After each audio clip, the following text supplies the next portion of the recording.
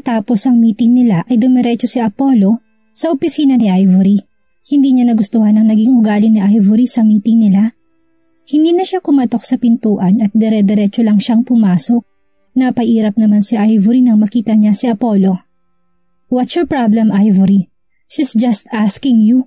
May diing saad ni Apollo. "No, Apollo." Sa paraan ng pagtatanong niya, para bang wala kaming alam sa ginagawa namin, na para bang kami ang dahilan ng pagbaba ng revenue ng kumpanya? Ano, siya na lang palagi ang magaling? Siya na naman ang kakampihan mo? Inis niyang wika. Hindi ko siya kakampihan kung ikaw ang tama. Nagtatanong lang naman siya pero masyado mong minamasama. Wala akong nakitang mali sa pagtatanong niya. Nagsasuggest lang din siya na pwede niyang gawin. She's helping you. No! Pagpipilit pa rin ni Ivory. Kahit na magalit sa kanya si Apollo, wala siyang pakialam pero hindi siya hihingi ng sorry kay Cleo. She's not helping me. She's embarrassing me. Pinapahiya niya ako sa harap mo. Pinapamukha niya sa akin na mas magaling siya. Gagawin naman namin yung sinasabi niya eh. Nagte-testing lang kami para malaman namin kung anong magiging kalalabasan. Saka bakit ba niya pinapakialaman ang marketing? Finance siya, diba? Yun lang ang pakialaman niya.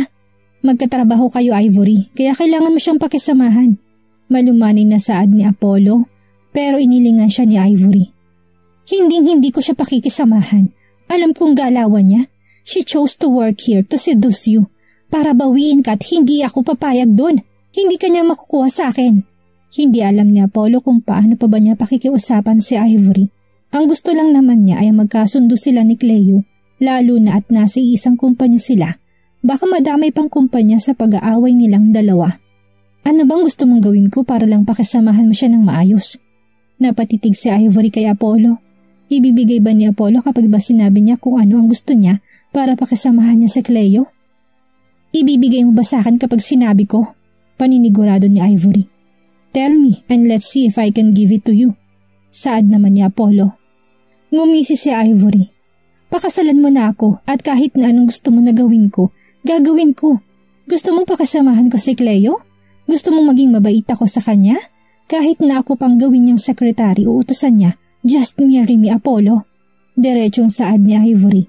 Napahilot si Apollo sa sentido niya sa gustong hiningin ni Ivory. Kaya ayaw niyang mangako kaagad kay Ivory kapag may hiniling ito dahil alam ni Apollo na hihilingin ito ni Ivory. Can't you wait? Hilaw na natawa si Ivory. Maghihintay na naman? Kung hindi mo kayang ibigay kaagad sa akin, umalis ka na lang. Sinasayang mo lang ang oras mo. Masungit niyang wika. Hindi naman na nagtagal si Apollo sa office ni Ivory at umalis na. Ilang minuto lang naman ang lumipas pero nakonsensya na kaagad si Ivory sa pagtataray niya kay Apollo. Alam niyang mas napapalayo ang loob ni Apollo sa kanya dahil sa ginagawa niya. Napaupo na lang siya sa upuan niya at napahilamos sa mukha niya. Hindi niya mapigilang hindi magsungit kapag naiinis siya. Ano bang dapat niyang gawin para mahalin siya ni Apollo nang hindi niya na kinakailangan na magmakaawa? Simple lang naman ang hiling niya, ang mahalin din siya ng taong mahal niya. Lahat ng gusto niya sa buhay, walang kahirap-hirap na nakukuha yun ni Cleo. Cleo's living her dream. Nakabalik na rin si Cleo sa office niya. Hindi ba dapat at siya itong may karapatan na magalit kay Ivory dahil sa nagawa nitong kasalanan sa kanya noon? Pero kung umasta si Ivory parang siya pa itong naagawan. Napapailing na lang si Cleo. Hindi niya na lang pinansin ang mga sinabi ni Ivory. Alam niyang habang nandito siya, magagalit si Ivory. Natatakot ba si Ivory na makuha ulit ni Cleo si Apollo? Napangisi na lang si Cleo. Gagawin niya kung ano ang ikinakatakot ni Ivory. Paiibigin niya si Apollo tapos kapag hulog na ito kay Cleo, sa kanya ito iiwan katulad ng ginawa ni Apollo sa kanya noon. Ipaparamdam din niya kung anong naramdaman niya noong nasaktan siya. Pagsapit ng hapon, napangiti si Cleo na makita niya kung sinong pumasok ng office niya. What are you doing here? Tanong ni Cleo kay Zorro na nakatayo sa harap ng pintuan ni Cleo. Sinusundo ka, bawal ba? Natawa na lang si Cleo. Let me fix my things first. Aniya sa kainayos ng mga gamit niya. Pinatay niya na rin ang laptop niya at nang matapos siya ay sumama na siya kay Zorro. Nakahawak sa braso ni Zorro si Cleo na tila ba magjowa silang dalawa. Paglampas ni Cleo sa office ni Apollo, siyang paglabas din ni Apollo. Napakunot ng noo si Apollo nang makita niya si Cleo at ang lalaking nakita niya na kasama ni Cleo sa party na dinaluhan nila noon. Dahan-dahan na sumunod si Apollo sa dalawa. Hindi maalis ang paningin niya sa kamay ni Cleo na nakahawak sa braso ni Zoro. Masayang nagtatawanan si Cleo at Zoro at nakukuryoso si Apollo kung ano bang pinag-uusapan nilang dalawa para maging masaya na tila ba isa silang mag-couple. Sino nga ba talagang lalaking kasama ni Cleo sa buhay niya? Nang makasakay na siya sa elevator si Zoro at Cleo ay tumigil na muna sa paglalakad niya si Apollo. Hindi niya kayang sumabay sa dalawa sa loob ng elevator. Nang makarating sa lobby si Zoro at Cleo ay nandoon si Ivory. Napatingin si Ivory kay Cleo sa lalaking kasama niya. Nakikilala ni Ivory ang lalaking kasama ni Cleo. Napangisi na lang si Ivory. Magiging masaya siya kapag nalaman niyang boyfriend ni Cleo si Zoro. Sinalubong ni Ivory sina Cleo at Zoro pero hindi pa man nakakapagsalita si Ivory na unahan na siya ni Zoro. "Excuse us miss, we don't have time for a person like you." Malamig at blankong sad ni Zoro, sa kanya hinila si Cleo palayo kay Ivory. Hilaw na natawa si Ivory dahil napahiya siya sa ginawa ni Zoro. Gusto lang naman niyang tanungin kung anong relasyon nilang dalawa. Dere-derecho nang lumabas ng kumpanya si Zoro at Cleo. Nasa second floor naman si Apollo na nakasunod ang tingin kay Cleo at Zoro. Kitang-kita sa mga mata ni Cleo ang saya habang kausap si Zoro. Mapait na ngumiti si Apollo. Masakit man sa kanya pero masaya siya na makitang masaya ang babaeng minsan naging kanya. Alam niyang malabo na maging sila dahil sa mga pamilya nila. She already moved on but how about him? Umuwi na lang din si Apollo at hindi na isinabay si Ivory na palagi niya namang inihahatid pagkatapos ng trabaho. Pagbalik ni Ivory sa office ni Apollo, wala na siyang naabutan doon. Nang makasalubong niya si Bernard ay tinanong niya kung nasaan na si Apollo. "Umuwi na po siya ma'am kanina pa," sagot naman ng sekretary ni Apollo. Napakunot ng noo si Ivory dahil sa tuwing pumapasok siya ng kumpanya inihahatid siya ni Apollo. "Sige, salamat." Tanging sagot niya saka umalis na lang din. Nagabang na lang siya ng taxi sa labas ng kumpanya. Hindi man lang nagpaalam sa kanya si Apollo. Naghihintay siya tapos umuwi na lang pala ang hinihintay niya. Nang makasakay siya, dumiretso na siya sa bahay nila at nagbihes. Tinitext niya si Apollo pero hindi man lang ito sumasagot. Tinawagan niya na rin ang number nito pero hindi niya rin sinasagot. "Where is he?" Nagtataka ng tanong ni Ivory. Kanina pa siya nakatitig sa cellphone niya pero wala naman siyang makuhang sagot mula kay Apollo. Lumipas ng mga oras, madilim ng kapaligiran at hanggang ngayon hindi pa rin nagre-reply si Apollo sa mga text at tawag ni Ivory. Napagdesisyonan ni Ivory na puntahan si Apollo sa bahay nila. Pinapasok naman siya kaagad ng mga katulong dahil kilala na siya sa bahay. "Nasa sila tita?" Tanong niya nang kunin ng isang katulong ang bag niya. "Nagpunta po silang UK kanina ma'am. Si Sir Apollo po nasa pool naman."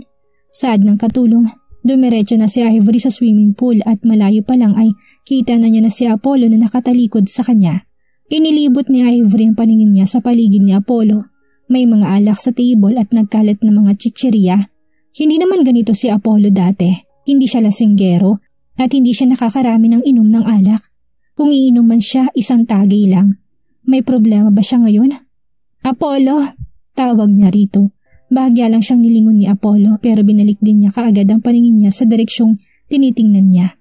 "What are you doing here?" Malamig niyang tanong. "I just want to check on you. If you're already home. Hindi mo ko nare-replyan sa mga messages and calls ko. Bakit ka ba nagiinom? May problema ka ba?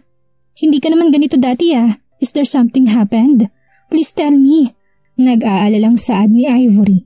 Hindi siya sinagot ni Apollo. Naglagay pa ng alak si Apollo sa baso niya at ininom yun na para bang tubig. "Apollo, answer me please. May problema ba? Nakakarami ka na ng inom." "That's enough," aniya pa. "Why do you care anyway?"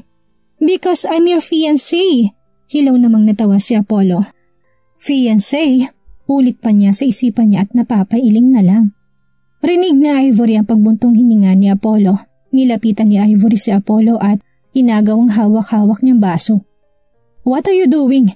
Leave me alone, Ivory." Akma sanang kukunin na naman ni Apollo ang baso kay Ivory pero inis nang inihagis yun ni Ivory sa sahig dahilan para magkapira-piraso ang mga ito. "Ano bang nangyayari sa'yo? Bakit ka ba nagkakaganyan? As far as I remember, we're okay naman pero bakit bigla ka nagbago na dumating si Cleo?" "Apollo, ako ang fiancé mo. Ako ang palagi nandito para sa'yo. Ako ang babaeng pakakasalan mo." "And I didn't wish that, Ivory. I didn't ask you to stay beside me. You volunteer, so why are you questioning me now? Did I ask you to do all of that? Blanko namang wika ni Apollo. Namumula ng mga mata niya dahil sa alak. Napatras si Ivory dahil sa takot niya kay Apollo. Umiling na lang si Ivory sa tanong ni Apollo pero nasasaktan na siya. Pakaramdam niya ay paulit-ulit na sinasaksak ang puso niya. Napakatatalim na mga salitang binibitawan ni Apollo sa kanya. Gusto ko lang naman sanang makita mo rin ako bilang isang babae. As your fiancé, hindi ex-best friend ni Cleo. Mahina niya saad. Magulo ng buhay ko, Ivory. Huwag ka nang dumagdag pa. Walang parenong saad ni Apollo sa kanya iniwan si Ivory sa pool. Walang nagawa si Ivory kundi ang panoorin na lang si Apollo na lumayo mula sa kanya. Sa nakalipas na 6 na taon, naging maayos naman silang dalawa. Hindi siya sinasaktan ni Apollo sa pamamagitan ng mga sinasabi niya, pero naging malabo ang lahat sa kanila na dumating sa Cleo. Naikuyom ni Ivory ang mga kamao niya. Alam niyang matagal at marami rin silang pinagsamahan ni Cleo. Sinubukan din niya ang sarili niya na huwag mahalin si Apollo, pero nabigo siya. Nakokonsensya siya na masaktan si Cleo nang dahil sa kanya, pero kahit na anong pigil niya para sa nararamdaman niya kay Apollo, mas lalong lumalalim ang nararamdaman niyang pagmamahal para kay Apollo. Tuwang-tuwa siya noong mapagkasunduan ng mga magulang nila na ikakasal silang dalawa, pero palagi na lang pinapakansel ni Apollo ang kasal nila. Is he waiting for Cleo? Kinabukasan, muling pumasok si Cleo dahil araw-araw nang pasok niya sa kumpanya ng mga Montero. Tahimik naman ang buhay niya sa ngayon dahil nabalitaan niyang nasa UK pa ang mag-asawang Montero. Tinuon na lang ni Cleo ang atensyon niya sa pagtatrabaho. Wala siyang ibang kaharap kung hindi ang mga papeles at ang laptop na ibinigay sa kanya para gamitin niya sa pagtatrabaho niya. Nang matapos niyang ginagawa niyang report ay nagtungo siya sa office ni Apollo. Nakakailang katok na siya pero walang sumasagot sa kabinuksan niya na yun. Apollo! Tawag niya pero walang sumasagot. Nilibot niyang paningin niya sa loob ng opisina pero wala si Apollo. Kaya bumalik na lang ulit siya sa office niya. Natapos ang maghapon na yun pero hindi nakita ni Cleo si Apollo. Hindi niya nalang hinanap pa dahil pwede niya namang ibigay pa kinabukasan.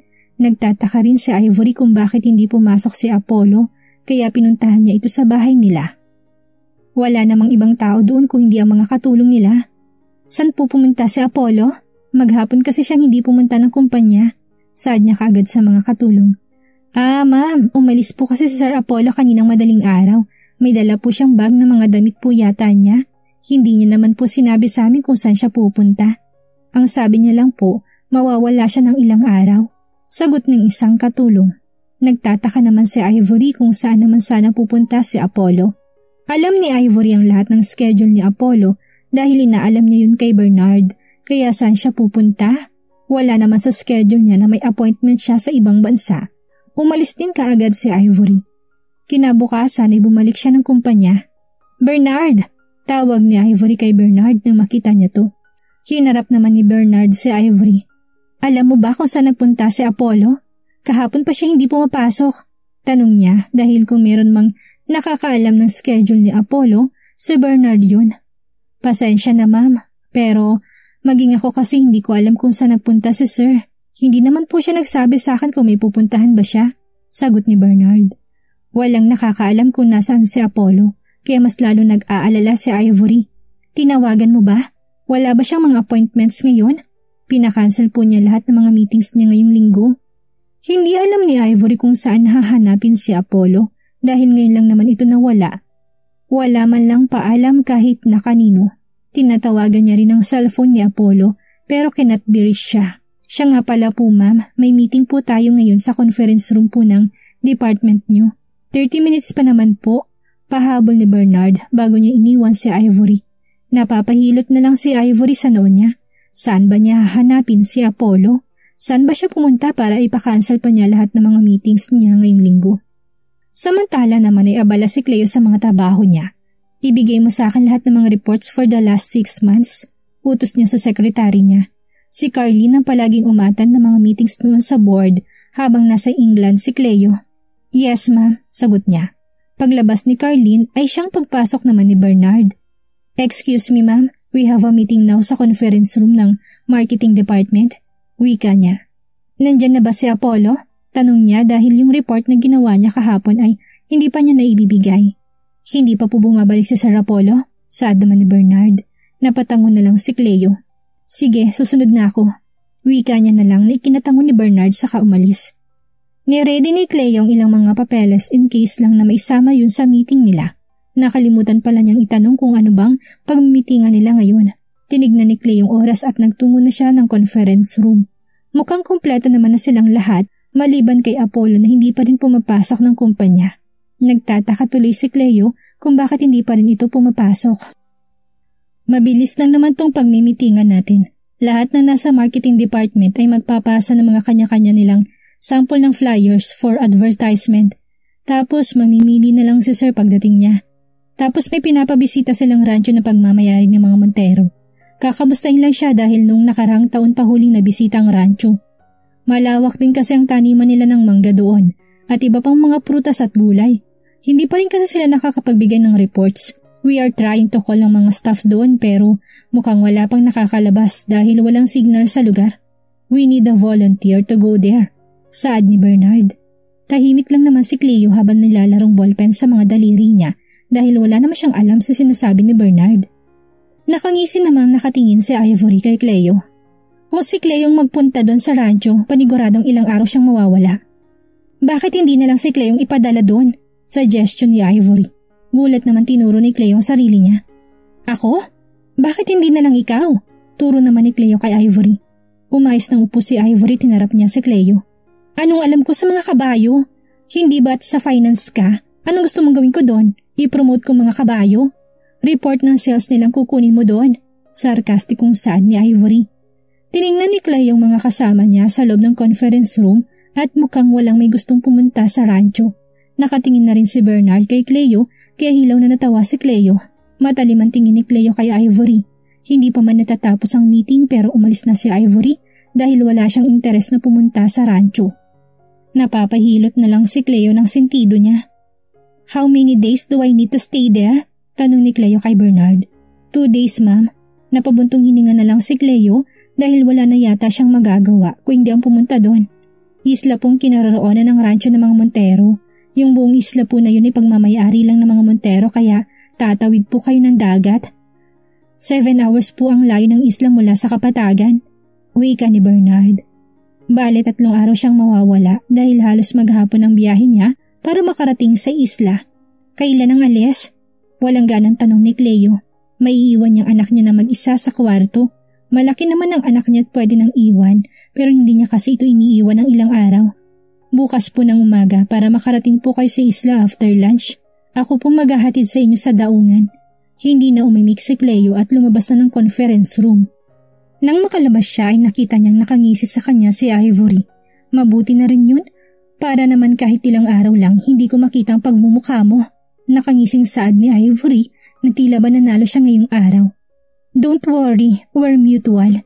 Saad naman ni Cleo sa kanilang pasan si Ivory. Maaga pa lamang ay gumayak na si Cleo. Kagabi pa lang ay nagpaalam na siya sa anak niya at sa mga magulang niya. Isinakay na ni Christoph ang ilang bag na dala ni Cleo. Hinarap naman na muna ni Cleo ang anak niya na napilitan pang gumising ng maaga. Si Tito Christoph na munang katabi mong matulog sa kwarto natin, okay? 3 araw lang naman akong mawawala. Mag-aaral kang mabuti ha? Ani niya sa anak niya. Tumango naman si Brixton sa kaniya kapang ina. Take care, ma'am. Pauspa niyang saad sa ina dahil bagong gising pa. Tumayo na si Clay at nginitian ang anak bago siya sumakay sa kotse.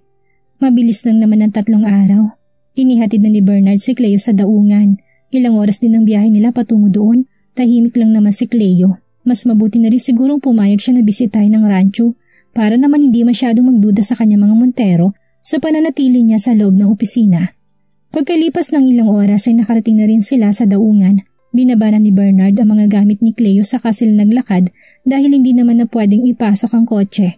Maraming mga barkong nakaparada pa at may mga ilan na yate. Pakilagay ng mga gamit ni ma'am sa loob, sabi ni Bernard sa isang lalaki na nasa itaas ng yate. Kinuha na nila ang gamit ni Cleo at nilagay na yun sa loob ng yate. Ito po ang magiging sasakyan mo ma'am hanggang sa makarating ka sa isla. Wala pong signal dun, sinasabi ko lang po para aware kayo. Tumango na lang si Cleo. May magagawa pa ba siya? Nandito na siya eh. Inalalayan nila sa pag-akyat si Cleo hanggang sa makaakyat na siya sa yate. Nakatingala na lang sa kanila si Bernard na nasa ibaba. I-radyo niyo sa akin kapag nakarating na kayo. Habilin pa ni Bernard sa mga makakasama ni Cleo sa biyahe. Yes sir, sagot ng mga ito. Pumasok na sa loob ng yate si Cleo, matagal pang biyahe niya, kaya matutulog na lang siya.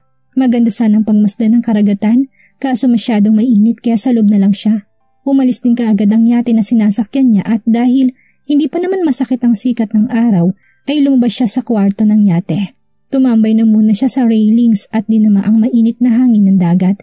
Napangiti na lang siya dahil nakaka-refresh ang paligid at ang hangin. Hindi pa rin masyadong mataas ang sikat ng araw kaya in-enjoy na muna ang magandang tanawin ng dagat. Wala siyang ibang kasama sa yate kung hindi ang driver nito at ang assistant niya. Ilang taon na rin simula nang huli siyang makasakay ng yate. Naalala niya tuloy ang ginawa niyang pagtakas noon sa bahay nila, makasama lang si Apollo. Ang paalam niya gagawa sila ng project kaya mawawala siya ng 3 araw. Pero ibang pinuntahan niya noon. Si Ivory pang kakampi niya noon na makatakas para lang makasama si Apollo. Ilang araw silang nasa yate at ilang beses nilang ginawa yun. Sa loob din ng yate na buong anak nila dahil nung huli silang nagyate ay may nangyari sa pagitan nilang dalawa. Malayang lumilipad ang buhok ni Cleo sa lakas ng hangin. Nang ramdam niya na ang sakit ng sikat ng araw ay pumasok na siya sa loob ng kwarto at nahiga. Wala naman siyang ibang magawa kaya natulog na muna siya. Buong biyahe ay tulog si Cleo at makalipas ng ilang oras, nakarating din sila sa isla. Nang maramdaman ni Cleo na masyado nang magalaw ang yate, bumangon na siya. Nilibot niya ang paningin niya sa paligid at nasa isla na sila. Mauna na po kayong bumaba ma'am. Ako na pong magdadala ng mga gamit niyo sa kotse. Saad ng lalaki kay Cleo. Inalalayan nilang bumaba si Cleo. May sasakyan na rin naghihintay sa kanya sa ibaba. Nang mailagay lahat ng mga gamit ni Cleo sa trunk ay umalis na rin sila para pumunta naman sa rancho ng mga Montero. Nakatuon ang atensyon ni Cleo sa labas. Masasabi niyang peaceful ang lugar para bang ang sarap manirahan dito. Malayo sa maingay na mga sasakyan, malayo sa mabahong paligid, malayo sa kahit anong gulo. Binaba ni Cleo ang bintana ng sasakyan at sinalubong naman siya ng preskong hangin. Maraming mga puno sa paligid. Ang buong isla na ito'y pagmamayari ng buong Montero? Tanong ni Cleo sa lalaking sumundo sa kanya. Yes ma'am, pero bihira po nila itong puntahan. Sa pagkakaalam ko po'y 3 taon na yung huling pinuntahan ito ng mga Montero dahil mas nakafocus po sila sa mga business nila sa syudad. Sagot naman ng lalaki. Napatango-tango na lang si Cleo. Kung ibibenta lang ito ng mga Montero, hindi magdadalong isip si Cleo na bilhin ito dahil napakapayapa. Kung gusto mong mabakasyon sa tahimik na lugar, this is perfect. Ilang minuto pang nilakbay nila bago sila nakarating. Nakangiting pinagmamasdan ni Cleo yung napakaraming mga alagang hayop sa paligid. Nagkalat ang mga baka at kabayo. Nang makarating sila sa harap ng isang malaking bahay ay bumaba na si Cleo. Ako na po mama magdadala ng mga gamit mo sa magiging kwarto mo. Dumiretso na po kayo sa kusina para makakain muna ng tanghalian. Wika ng driver. May lumapit na isang babae na nasa middle age niya at giniya siya sa kusina. Kanina ka pa namin hinihintay ma'am. Pinagluto ka po namin na masasarap na pagkain. Tuwang-tuwang saad ng babae. Naupo na si Cleo at napakaraming pagkain na nakaharap sa kanya. May iba pa po ba kayong darating na bisita? Ang dami po kasi ng pagkain kumpara sa akin ang lahat ng ito. Saad niya, mahaba ang lamesa at punong-puno yun ng mga pagkain. Hindi niya na maabot yung mga nasa gitna at dulo eh. Wala na pong ibang darating. Hindi po kasi namin alam kung anong pagkain ba gusto nyo, kaya inahanda na po namin kung ano yung kaya naming lutuin. Mukha namang mababait na mga mamamahala sa rancho ng mga Montero. Sabayan niyo na po akong kumain para masaya. Hindi ko naman yan sila mauubos lahat. Nagtingin na naman ang mga namamahala rito dahil nahihiya silang sabayan ang boss nila. Tiningnan ni Cleo yung mga kasama niya na hindi man lang gumalaw sa kinatatayuan nila. Huwag po kayong mag-alala, hindi po ako kumakain ng tao. Natatawa niyang wika. Sabayan niyo na po kung kumain, kung ayaw niyo naman, edi sabay-sabay po natin titigan ng mga pagkain. Ani yan ay kinatawa na rin ng mga kasama niya. Naupo na silang lahat at sabay-sabay nang kumain. Oo nga pala, tinawag niyo na ba si sir para kumain? Tanong ng isang matandang lalaki. Nauna na po siyang kumain kanina. Nasa kulungan na po siya ng mga kabayo ngayon at tinaasikaso mga kabayo. Sagot ng isang binata. Masaya nilang pinagsaluhan ang masasarap na pagkain. Karamihan sa mga luto nila ay mga gulay. Mga simple lang ang inihanda nila pero talagang mapaparami ka ng kain. Natutuwang tinitigan ni Cleo yung mga taong makakasama niya rito ng ilang araw. Simple lang ang mga buhay nila pero masaya. Nagkwento pang ilang mga matatanda kay Cleo tungkol sa rancho. Nang matapos silang kumain ay tumambay na muna sa labas si Cleo. Sa lugar na ito hindi mo kailangang gumastos ng malaki sa aircon dahil mas magandang tumambay sa labas ng bahay dahil sa masarap na simoy ng hangin. Masyado pang mataas ang sikat ng araw kaya hindi pa siya nakakapunta sa rancho. Sa hapon na nila pupuntahan ang rancho. Ibinigay naman ng namamahala sa islang report nila at ipinaliwanag pa ang mga nangyayari sa rancho. Maganda naman ang sales ng rancho. Hindi nito masyadong pinapansin ng mga Montero dahil mas malaking kinikita ng iba nilang negosyo. Si Sir Apollo na nga lang ang may interest dito. Ayaw niya ring ibenta ang lugar. Lahat ng mga naani naming mga prutas at gulay nilalabas pa namin dahil isla tong kinakaroonan ng rancho. Ito na rin ang nagiging pangunahing kabuhayan namin na nakatira rito. Kaya hanggat kaya namin, pinapangalagaan namin ang buong islang ito. Yung nagiging sales ng rancho, binibigay din sa amin ni Sir Apollo, pero itinatabi namin ang ilang nakukuha namin para in case of emergency namin. Hindi naman kasi palaging magandang ani lalo na kung tag-ulan o binagyo ang mga pananim namin. Pagkakwenta ng pinaka-head nila sa isla, napatango lang naman si Cleo habang nakatingin sa report ng sales nila. Maganda naman ang kitaan sa rancho pero mas nakatuna kasi ang atensyon ng mga Montero sa mga negosyo nila sa syudad at sa ibang bansa. Habang naghihintay si Cleo sa pagbaba ng araw ay nakipagkwentuhan na muna siya sa matandang lalaki. Tungkol pa rin naman sa ranchong pinag-uusapan nila. Pagsapit ng hapon ay sinamahan ng isang binatang lalaki si Cleo para pumunta sa kulungan ng mga kabayo. Natitingnan pa ba ng mga vet ang mga alagang hayop niya dito? Tanong ni Cleo dahil sa dami ng mga alaga nilang hayop. Dumadalaw dito mga personal vet ng mga hayop dito every 6 months kaya hindi niyo kailangang mag-alala para sa kalusugan ng mga alaga dito. Sagot naman ng binata. Napapatango na lang si Cleo. Natutuwa siyang tinitingnan ng mga alagang kabayo na abalang kumakain ng mga damo na inilagay sa kulungan nila. Maiwan ko po muna kayo dito kung gusto niyo pong mamasyal, pamalawak naman po yan. Hindi po kayo mawawala dito dahil makikita niyo naman po ang malaking mansyon. Naalala ko po kasi may gagawin pa ako. Kukunin ko po muna mga sinuga kong kambing. Pagpapaalam ng lalaki. Sige, kaya ko naman dito. Aniya sa kamuling hinarap ang naglalakihang mga kabayo. Pinangarap niyang sumakay sa kabayo noong nasa college pa siya. Hinaplos niya isang puting kabayo. Hindi na mainit sa labas kaya ngayon sana magandang oras para mga bayo. Kaso hindi naman siya marunong. Naglakad-lakad pa siya hanggang sa makarating siya sa pinakandulo ng kulungan. Napatingin si Cleo sa isang lalaking hindi niya makita masyado ang muka dahil nasa labas siya. Mukhang binata base pa lamang sa nakikita niyang katawan ng lalaki.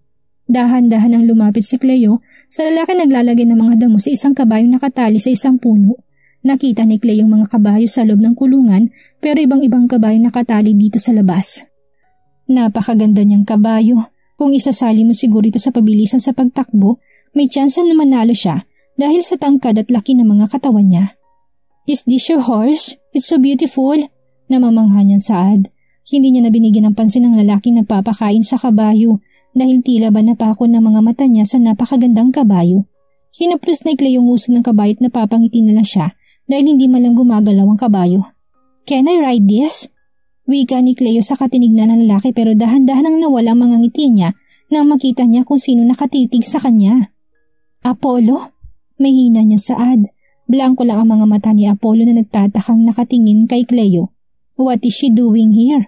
Mag-isa ni Apollo na pumunta rito at wala ni isang nakakaalam na nandito siya. Pero anong ginagawa ni Cleo sa lupang pagmamayari ng mga Montero? Iniiwas ni Cleo yung paningin niya kay Apollo at nagpatikim na lang siya. Nagulat siya nang makita niya si Apollo dito. Kung alam niya lang na si Apollo pala ang lalaki nagpapakain ng damo sa kabayo, ay hindi niya na lang sana ito nilapitan. What are you doing here? Blanco at seryosong tanong ni Apollo. Pumunta rito si Apollo dahil gusto niya na munang magpahinga sa magulo niyang buhay. Bernard sent me here to check this. I didn't know that you're here, I promise, sagot niya. Inalala ni Apollo kung anong buwan na ba at napabuntong hininga na lang siya dahil ngayon nga palang buwan na palaging nagpapapunta si Bernard ng tao rito to check this place. Nagpunta siya rito para mapag-isa pero mukhang nakatadahan ng magkaroon siya ng kasama. Hindi na pinansin ni Apollo si Cleo at pinagpatuloy ang paglalagay niya ng mga dayami sa kainan ng kabayo. Nanood lang naman si Cleo kay Apollo. Napapakamot na lang sa batok si Cleo dahil sa hubad na katawan ni Apollo. Kitang-kitang matipuno niyang katawan at ang dahan-dahan na paglandas ng mga pawis niya. Iniwan na lang ni Cleo si Apollo at nagtungo sa ilalim ng isang puno para pagmasdan ng malawak na lupain ng mga Montero sa islang ito. Minsan pa tiningnan ni Cleo si Apollo. Nandito lang ba siya nitong mga nakaraang araw? What is he doing here? Bakit pa siya pinapunta rito kung nandito naman pala si Apollo? Napapakunot na lang ng noo si Cleo. Iniwas niya na lang paningin niya kay Apollo. Malaki ang pinagbago ng katawan ni Apollo sa nakalipas na 6 na taon. How many days you're going to stay here? Gulat pang nilingon ni Cleo si Apollo. 3 days, but I think after I check the farm tomorrow, makakauwi na rin siguro ako. Sagot niya at tumingin na sa ibang direksyon. Napatango na lang si Apollo habang pinupunasan niyang mga pawis niya. Ilang minutong namutawi ang katahimikan sa pagitan nilang dalawa. Why are you here? What are you doing here?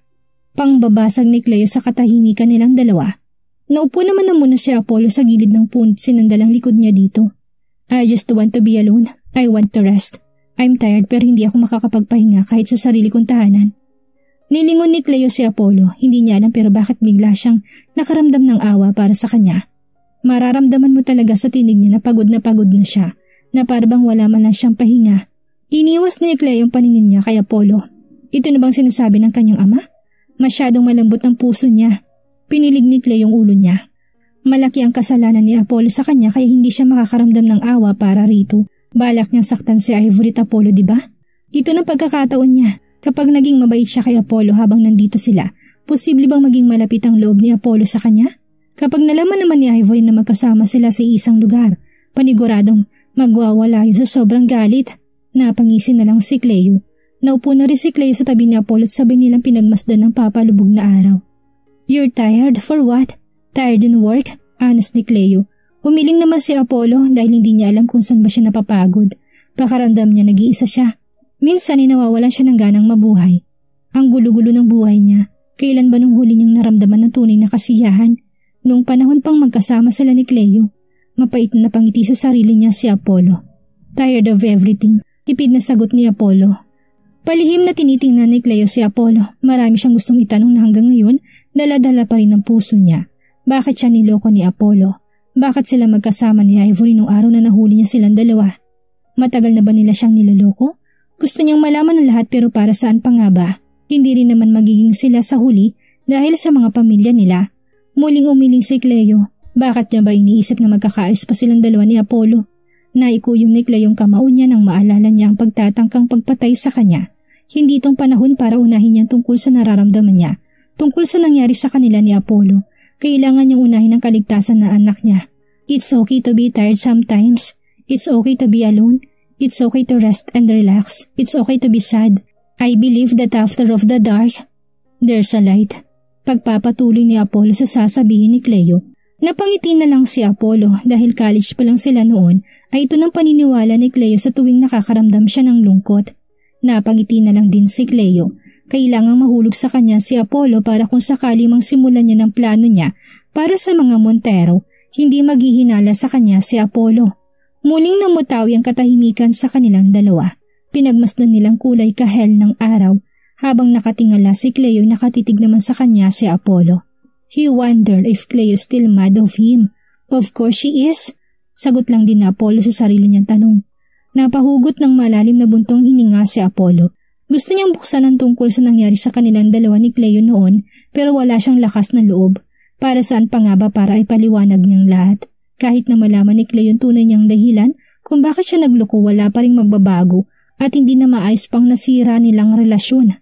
I'm sorry. Biglang sad ni Apollo. Dahan-dahan na nilingon ni Cleo si Apollo. Sorry for what? Ramdam mong pagiging sincero ng tinig na Apollo. Ang pagbigkas niya ng salitang sorry ay tila ba nagmula pa sa kailaliman ng kanyang puso. Mabilis na naiiwas ni Cleo yung paningin niya nang tingnan siya ni Apollo. Hilaw na lang na tumawa si Cleo. Sorry for what? Tanong niya. Napasuklay si Apollo sa buhok niya dahil tila ba maging siya nagulat sa sinabi niya. I'm sorry for everything, wika niya. Can we just forget for what happened in the past for a while? This place is so beautiful and relaxing. Let's forget everything kahit ngayon lang. Kahit sa pananatili lang natin sa lugar na to. Let's say na ngayon lang tayo nagkakilala. Can we be friends? Inilahad ni Cleo ang kamay niya kay Apollo habang nakangiti. Naguguluhan naman si Apollo kung anong ibig sabihin ni Cleo. Gusto kong kalimutan na muna natin ang buhay natin sa syudad and make a memories here as a stranger. Naintindihan naman ni Apollo ang ibig sabihin ni Cleo saka siya tumango. Let's do that then. Nakangiti niyang saad sa katinanggap ang nakalahad na kamay ni Cleo. Naramdaman ni Apollo ang malambot na palad ni Cleo na palagi niyang hawak-hawak noon. Napapangisi na lang si Cleo sa isipan niya dahil paniguradong mag-uusok ang ilong ni Ivory sa galit. Oras na nalaman niyang magkasama sila ni Apollo, ang fiancé niyang hinahanap ay ibang babae ang kasama. Ano kayang mangyayari ngayong ilang araw na magkakasama si Cleo at Apollo? Muli kaya may mabuong pag-ibig sa puso ng bawat isa? Maggawa kayang muling mapaibig ni Cleo si Apollo? Ano ang gagawin ni Ivory kapag nalaman niyang magkasama si Apollo at Cleo? Yan ang ating aalamin sa susunod nating kabanata.